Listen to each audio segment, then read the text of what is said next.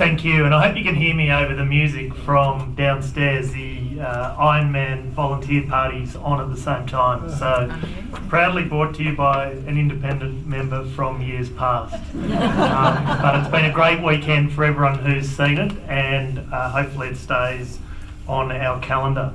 Can I also acknowledge the Panthers venue? If anyone's in the room, thank you. Biripi elders, past and present, and also acknowledge the importance within our entire region of working with First Australians, and I think that's potentially an exciting chapter that's about to emerge. Having travelled up and down the coast now and spent time with various elders, there is a real want to engage and to now go into the next chapter of truth-telling, and potentially, if the next Parliament works out well, both sides are now talking about a referendum question, and there's a lot of work for our community to do in regards to what that means, whether treaty, constitutional referendum, or any other form, Uluru Statement, for example. So there's a lot of work for our community to do, potentially to lead on that topic. I also note the seat of Cowper name. There'll come times in the future where names of seats are considered. My history is that there is not a great connection between that former Premier and our region.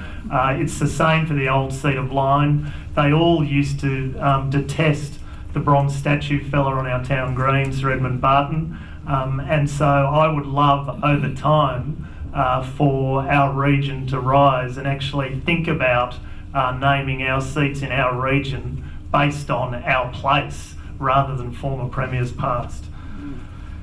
I stand for Parliament again because I've spent 6 years watching and thinking about my politics and my place. I have been doing work with the United Nations Development Programme, long-term contracts providing technical advice to near neighbours in the Asia-Pacific region. It pains me to hear comments about our region as if we don't care. And I saw another comment only a few days ago telling Fijians to move to higher ground because of climate change. That is Australia embarrassing itself in its own neighbourhood. We are doing our reputation damage, not just on that topic, on the way we're treating refugees and basically offloading them to near neighbours as their problem, and the way we're cutting our aid programs throughout the region and really not engaging at all with the world around us. So I've watched and thought and then looked at other programs as well. I've watched how the NBN's been rolled out, and it is completely half-baked. It is dividing communities in our region. In my own home, it is completely frustrating as to trying to engage with the world around us, and we can do better. It is not what was originally proposed, and there is a real chance that this, from whoever is elected, they will say in 2020 it's job done, and the moment now is to privatise it. There is a real danger that is going to happen whilst we've got a half-baked rollout. Prices will go up and quality will not improve. I could say the same for the National Disability Insurance Scheme. A fantastic idea.